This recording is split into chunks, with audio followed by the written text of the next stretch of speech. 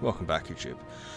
So, we are back into the game. Apologies for the delay there. We decided to do a rehost as two of the players have changed their countries. So first of all, Potato has switched to... I actually have no idea where he switched to. Where is he?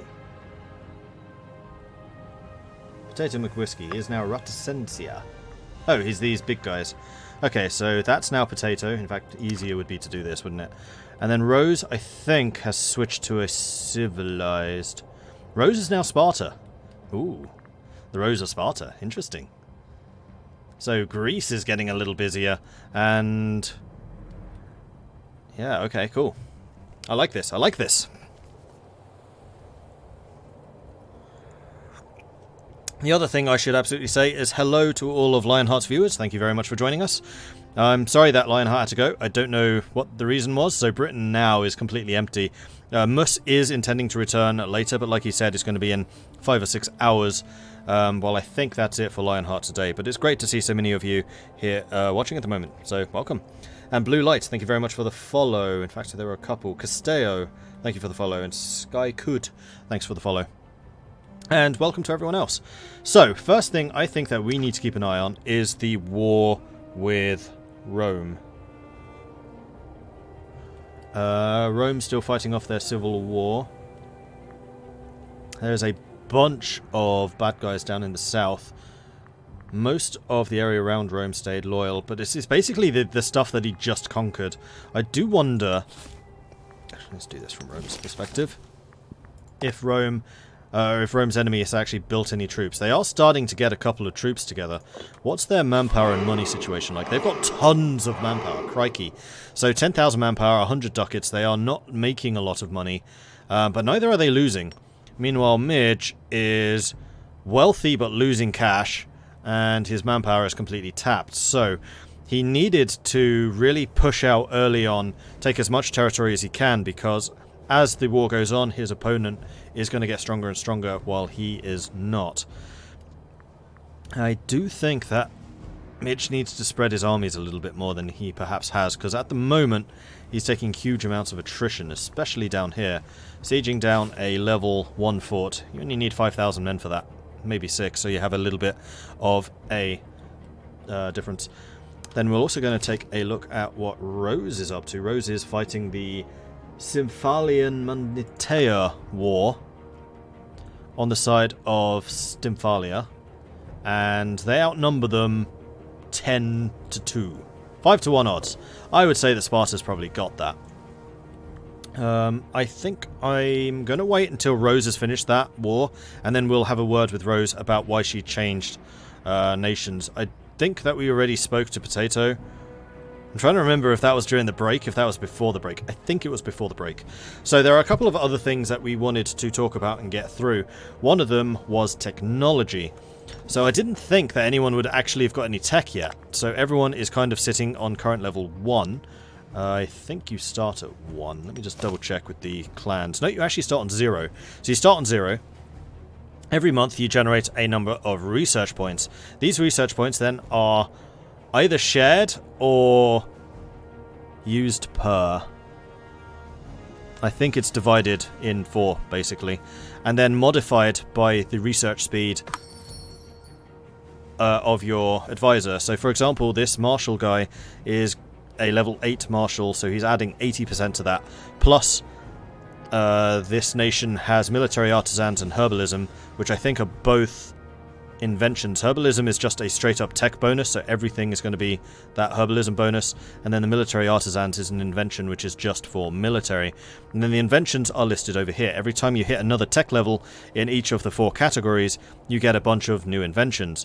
So being at level 0, tribes do tend to get through the starting inventions, like all of them, while the more civilized nations tend to have a bit of a harder time. So if we're talking about Syracuse, who's already on level 3, like that's how far ahead he is. The tribes are struggling to get to level 1. Rome has just got level 1, and Syracuse is about to get level 4 military, which is huge. Which also means that the inventions available to him are going to be better. So plus 5 discipline, plus 2 trireme, minus 10 navy maintenance. Then once he's taken one of these, it'll cycle through all of the available inventions for each one. So there's always going to be 3 military, 3 3 civic, 3 oratory, and 3 religious until you run out. So every tech level comes with new inventions. And I think if we hover over this, maybe it'll tell us what inventions are available. No, it doesn't. It just tells you what level 3 Marshal does, and then when we hit level 4, it basically adds another 0.1 morale of armies, 0.1 morale of navies, increases the army and navy maintenance cost, and then also reduces the tradition cost. That's very important, because the traditions are basically another form of national ideas, and they are unique depending on your culture. So, the Greek traditions, seeing as we are currently looking at Syracuse, is they can take the veterans of the Great Campaign, which increases their cohort starting experience by 10% and reduces their experience gain by 15%, and it will cost them 400 military points to embrace. And he hasn't actually embraced any, so I wonder if he's just letting military build up and build up and build up, while the technologies he generates makes the traditions themselves cheaper until he's actually in a war. I don't know if there's any real benefit to that. There might be. Not sure. You can choose one column at a time, so once you have this, you go to the next one, then the next one, then the next one, or you can choose this, and the next one, next one, next one, this, next one, next one, next one. It's always in the column, and you can do these in any order. So once you've got this one, you could then skip over to this side and get that next tech. But it's always like hierarchical, it's always first, and then second, and then third for all of them. So to remind you about tech, which we're talking about right now. Let's talk about how cool Sparta is. I'm not one of these Sparta files. I mean, Sparta's kind of interesting. I always found Athens to be way more fascinating than Sparta. I guess Sparta's cool because it's different. Oh, and my green screen's failed. The ominous black room behind me. Hehehe. Not sure what he'd be waiting for. There aren't many things to actively spend points on. No, exactly. That's why I'm surprised he's got 1600. I suspect he just thinks he's going to be able to get more traditions for cheaper as his military tech goes up.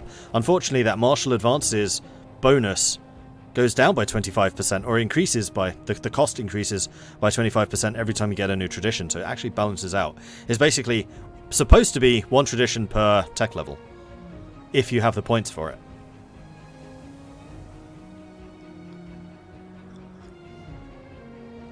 I am excited we have a Sparta. Let's have a look at Sparta. I'm pretty sure their traditions are already the same. So you seem to already have the top 3. I didn't realise you'd already got those. So maybe you just forgot that some are available. And then, yeah, Sparta's the same one. So in this column we have the cohort and the experience. Trireme cost minus 15. Light cavalry offence. Enslavement efficiency. I believe that enslavement efficiency is how many slaves you take when you occupy a province. So this basically means you take more slaves. 15% more light infantry, archer discipline plus 10. Discipline is just like in EU4, like tactics. So it increases the amount of damage you do and also decreases the amount of damage you take. So it's pretty good for that. Archers, mountain combat, heavy infantry and light infantry mountain combat bonus, light infantry discipline, then we go for the middle one. Heavy infantry morale, light cavalry defense, siege ability, military colonies ability. I think that allows you to use armies to colonize rather than just pops to colonize, so it's basically faster colonization. And in fact, with military colonies, I think you can go abroad. So if Sparta wanted to get to Ireland, I think there are still some other technologies required for like coring distance, effectively, or colonization distance, but that would allow you to do it. Mine's bigger than yours. Trireme defense plus 15, state city fortifications, centuries of war.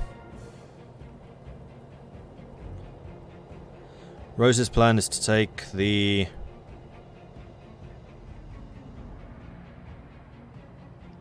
something. I don't know what that word was, Katie. And then turtle, so it should be interesting. Silver shields, heavy infantry discipline, light cavalry discipline on this side, morale of armies and recruit mercenary cost. Ooh, interesting. Trireme offense, cavalry skirmish tactic, heavy cavalry discipline, light infantry. So you can basically customize your army to an extent. I do kind of wish you could pick and choose within the columns what you wanted rather than it being hierarchical. But yeah, it's kind of an interesting idea. Right, one other thing I wanted to have a look at was who's actually allied with who. So if we go to the diplomacy map mode, if we start out with Rome, Rome does not have any player allies at all. It has subjects but no allies. Interesting, interesting. So Rome could actually find itself just isolated. And if we go to Sparta, Sparta also without allies, although they do have a defensive league with Hiera. So defensive leagues are interesting because they are basically a grouping of countries which will band together in mutual defense, but not against each other.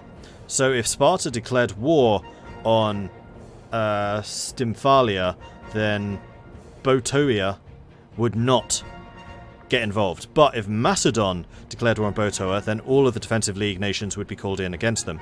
So it's basically no guarantee of internal, but as soon as someone external to the league gets involved, then they will be fighting. Okay, so no allies, but there is a bit of a defensive league going on there. Then we've got Old Man Mordaith in Cugensia, which was up here.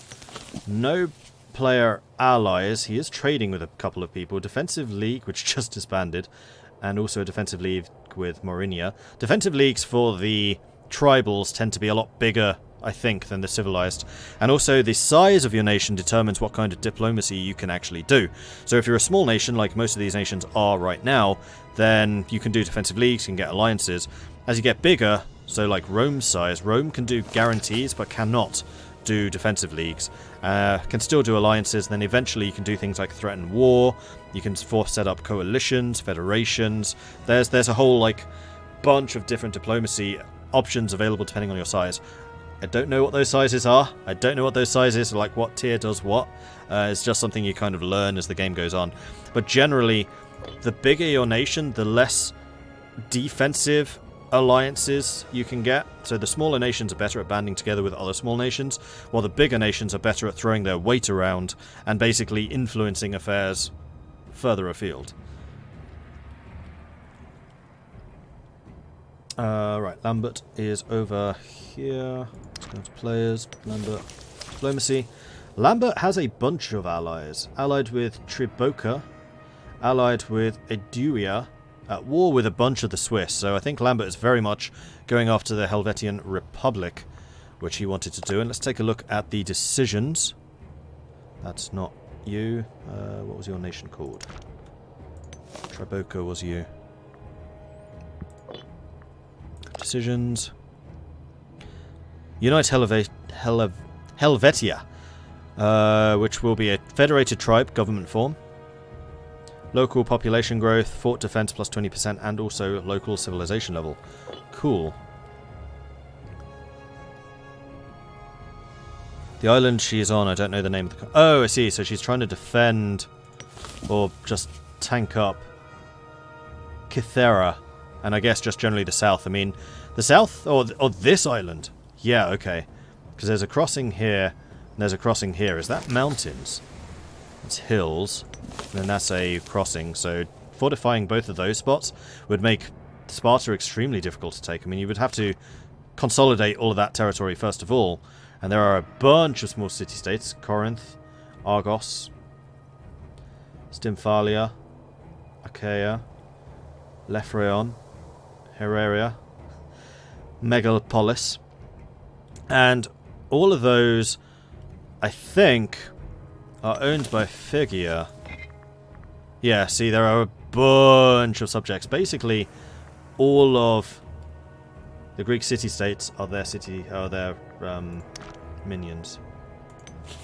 You can see exactly who by clicking on this. That's diplomacy map mode. So that does complicate politics a little bit in that region.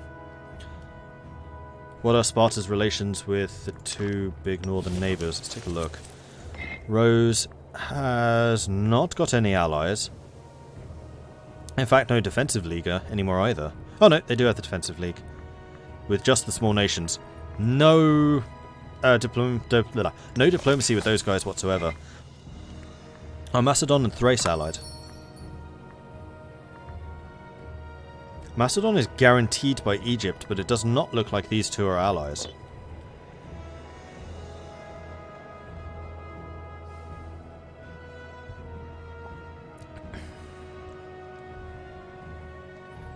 I really like the power rank distinctions, preventing a small country using a big one as a giant club. Yeah, the big ones are more about extending their influence, like a sphere of influence. So, for example, Egypt guaranteeing Macedon is the extent of theirs. So if Macedon gets attacked by someone else, Egypt can get called in, but Egypt cannot declare war on somebody, pull Macedon in order to feed them territory. So I think that has been like balanced out really quite nicely. Kind of curious how these guys are doing. So Game Gabster is expanding further towards Portugal and also in the south of Spain. Carthage does not seem to be growing very much. Definitely losing territory in Sicily, so he's pushing his people further and further west. Trying to consolidate his hold over Corsica at the moment. And right at the end of the previous section of the stream, before the break, we did hear that he had secured the crossing between Sardinia and Corsica, which Midge may not have been too happy about. It does look like Midge's civil war is over.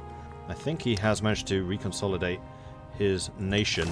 And when you win a civil war like that, it does boost the loyalty of everyone, and everyone that rebelled against you, you can choose what to do with. So you can like throw them in jail, you can banish them, you can forgive them, you can execute them, loads of different options on what you want to do. And then if you do throw them in jail, how do you deal with them from that point onwards, etc. And you have the same kind of options also when you conquer another nation. So say Rome did take over Senonia, you can then choose what to do with Senonia's ruling families. Do you let them stay around and hopefully integrate them? Do you throw them in jail? Do you throw some of them in jail, release the rest? Do you execute them all? And then the way that you interact with the ruling families of the conquered peoples will also affect your global standing. So if you're more generous towards them, your aggressive expansion will actually be decreased a little bit. Or if you're brutal, then it will increase everyone's loyalty because it kind of fear. And also will increase tyranny, of course. Which is another function, actually. There's basically two factors at play. There's aggressive expansion. The more aggressive expansion you have, the more other nations will dislike you. That's very similar to how AE worked as well. But also within your own nation, if you have people that are of a different culture and a different culture group, then their happiness is decreased, and that can be a really big deal, and also your subjects. Tyranny works the same, but with your own culture. So the more tyrannical you are, the more your own culture will dislike you, but the more output your slaves produce. So if you have a very large slave economy, you might actually want a high tyranny so that it increases your slave output. But of course, that comes with risks, because your own people are going to dislike you.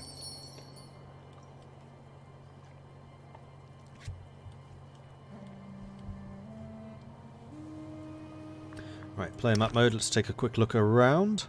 Whoa, Emnil's really expanded. Because he started up here, he's now moved down to here and over here. How did you do that? I might need to have a word with you, see what's going on there, because that is really quite impressive expansion. Let's go and throw ourselves in his room. Or I'll just go and drag him. I'll drag him. Hey, Emnil. Hello? Nope, he's not there. Okay, we'll put him back. Maybe I'll go and grab Rose. I'll grab Rose. Hey, Rose. Hello. So, how's life in Sparta? Oh, there's a lot of defensive leagues around here. Yeah, I kind of expected that with so many city-states.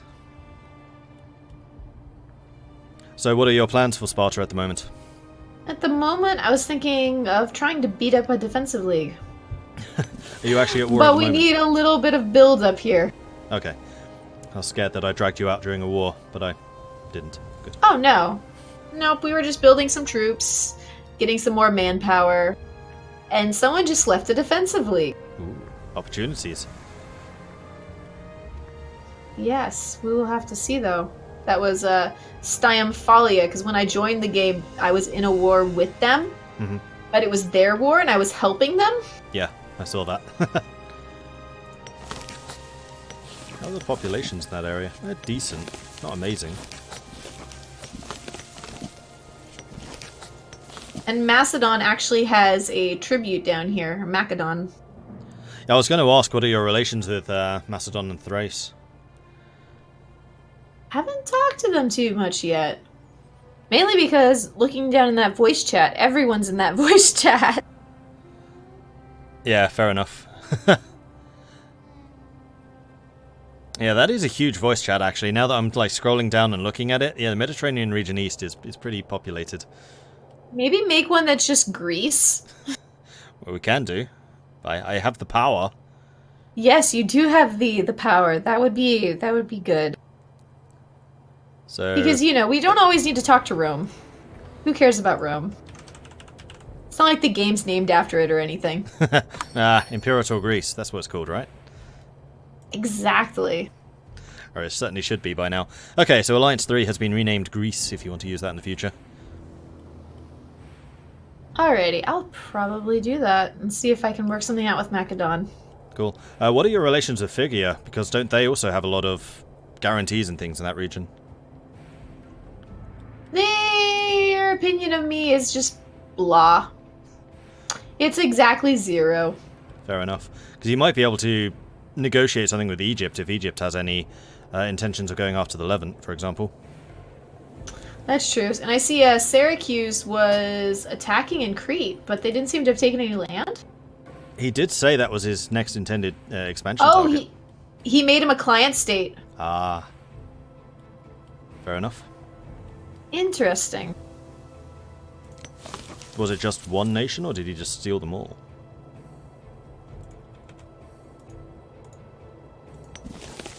Okay. Oh, sorry, Mordred, what was that? I'm just seeing who he stole. Was it just one province or multiple? No, it was the city of Gortnia. Uh-oh, we lost Potato left. He said he's having too many connection issues. Oh. That's unfortunate. So yeah, Potato left, unfortunate. Hello. I don't want to talk about it. Alright, Rose, shall I put you in Greece and then I can have a word with Potato? Sure. Cool. Okay, so, what happened? Well, so I was playing as Anamensi or whatever it's called, and I was like, all right, I'm going to declare this war. I checked all the alliances, like everyone's on board with it, everyone who's going to participate, and then I clicked declare war, and then they were all like, yeah, you know what, we're actually not going to join this war. Yeah, Rose was having really big issues with that as well. So then I was like, ugh. I don't know. Then I was like, okay, I'll come back as the guys that killed me. So I get the country set up, I spend my money, and then like as I spent my money in event pop-ups, that makes me go like years into debt. So I just get negative event, and it sends one of my generals, one of my tribal chiefs into.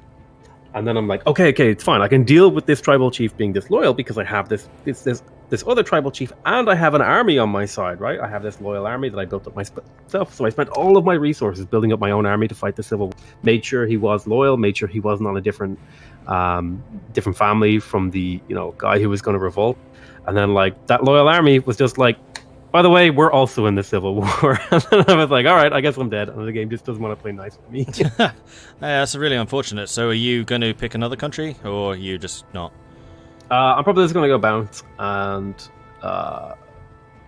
do just like other stuff, like record some other videos, maybe play some single player, something like that. It's not what's the word?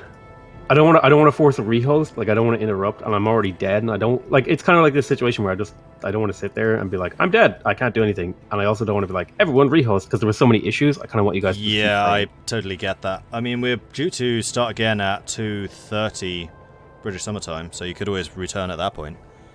Yeah, it's like 2 hours from now. 2 hours and 20 minutes. Yeah, I might just like make some food and then record some videos and just like get ahead of myself and all that sort of stuff, and then maybe stream the game. Single player. I was going to say, are you streaming at the moment or just recording? I was streaming, yeah. Are you still streaming? No, I turned off my stream, and I've got stuff I can work on, so it's not a big deal. Okay. Can one of my moderators do a shout out for Potato McWhiskey, just so that we have a link to his channel so people can check you out in the future? Will do. I don't really do much with my Twitch right now. It's mostly YouTube stuff. Well, do you want to plug your YouTube channel then? Oh, absolutely. YouTube /Potato McWhiskey. If we can get a link for that as well in chat, that would be good. I actually don't know much about you. How's the game been going from your perspective? Let's talk about it. It's good. I've been getting... I feel like I've been doing a little bit too much talking about the different features and mechanics and not enough about the multiplayer aspect. Like, there's other players here and I keep forgetting that. Which is a terrible thing for a commentator to say, but it's been really interesting, like, watching different nations grow and how they've been interacting.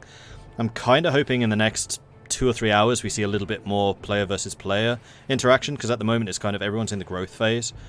Yeah, like I feel like there's like this period of there's always in these grand strategy games and stuff like that. People kind of have like a unless it's a game like Civ, they usually have this kind of like, all right, we won't mess with each other because there's kind of a lot of AIs we could kill, right? So we'll spread out in different directions. And then there's like that pivotal moment of betrayal where somebody is like, yeah, I think I've killed enough AIs and it's time for a player to die. Mm-hmm. So I'm really excited to see what happens there. Yeah, I'm pretty sure we will see some conflicts. Like, I suspect we're going to see something Rome with Carthage. I mean, Punic Wars, we kind of have to at some point. Yes. I want to see elephants dropped on Rome. That surprised if we see Syracuse versus Carthage as well. Well, I think... Didn't he have an agreement to get the Carthage agreed to sell the cities to Syracuse? Be like, all right, peace between us. Yeah, but once Syracuse has taken the whole of Sicily, surely they're going to have ambitions to go elsewhere. So they're either going to go up against Rome or against Carthage. Yeah. And then also the relations between Thrace and Macedon. I don't really know what's going on there. And soon enough we'll be throwing in the Bosphorian kingdoms too. And don't forget, like, I don't know what Rose is going to be doing down there. Yeah. Rose has really kind of changed the balance down there, I think, in ways that we haven't yet appreciated. Though I am noticing that all the Greek players are now in their own chat channel. Yes. Which they asked me to make specially. So there is definitely some intrigue going on there. They pulled away from the Roman chat channel. I'm really surprised that Enigmatic Rose went to Sparta, because that's actually what I was going to do if I died. Like, and then I saw her down there and I was like, oh, well, I guess I'll just leave. Sorry, I need to point this out. Thuringia just imploded. Oh, Jesus. So the Seleucids are gone and Thuringia's gone. That's like 2 of the really major powers. That's also interesting for Greece, because Thuringia guarantees a lot of the Greek city-states. They don't have the weight to do that anymore, so that's basically just opened up Greece for expansion by Macedon, Thrace, and of course now Sparta. Oh, absolutely. I've noticed that Phrygia tends to kind of explode unless they're very carefully mapped. Same with the Seleucids. Yeah. And it looks like Bactria is still fighting against Moria. He was not happy when that happened. Oh. Oh, is Blondie? He's at war? Yeah, he's fighting Moria. He's basically fighting the Ming of this. Jesus. I mean, how is he doing? I don't know. Let's have a look. So Moria declared war on Aria, which is a tiny little state which was protected by the Seleucids, and because Bactria is a subject of the Seleucids still technically, he didn't have a chance to declare that independence, which was all important. So Moria, even if they win this, won't probably take anything from Bactria, so he doesn't stand to lose too much, except for time. Like, he's just got some really decent level... Actually, what level forts do you have? Level 1... Level 1. So he's got forts and all of the mountain passes leading into Moria. And he's just got armies kind of parked behind those forts, so every time they try to cross, he just jumps on the fort. Oh, that's very good. At least he's not like, completely collapsing like me. No. Like, I think Bactria, he's got a pretty solid game plan. He decimated the Seleucid, like, political system and just annihilated that country completely. He was always worried about Moria, because Moria is far more centralized and far more stable than the Seleucids tend to be. So I think he was kind of hoping to break away from the Seleucids, expand into like Parthia, into Sakia, maybe into some of the Tibetan territories from there, and then do other stuff. I don't really know what his like mid to late term plans were. Oh, see you, Bob. It was good seeing you here. And Egypt has been very quiet. I'm very curious to see what Egypt does. I think I heard Egypt saying stuff about building buildings, like he was just spamming buildings out or something. Yeah, I know he was planning on playing tall, but I don't know if Zayt was just pretending to be playing tall or if he was actually intending to go tall. Like, Egypt definitely has the capacity to become a huge economic stronghold. So maybe he's just going to be playing a puppet master and just funding other people. Ooh, that would be an interesting gameplay. He earns 11 ducats a month. He's got 62,000 manpower out of 124,000. Like, he's strong. He's very strong. He has a very large army too. He's paying almost 20 ducats a month for his army. Ooh, he's got a full alliance with Carthage. And I think, oh, you know what? Not to give away the goose, but I think Carthage and Egypt, they kind of jumped into their own channel a while ago to have secret. Interesting. And he's guaranteeing Macedon and Thrace, but not Sparta. But that might be just because Sparta is a new player. That's possible. Yes. I actually think Egypt might start off guaranteeing those. I might be wrong though. That's possible. Oh, we just lost Solar Gamer. He is typing in Discord, so we'll see what he's saying in a moment.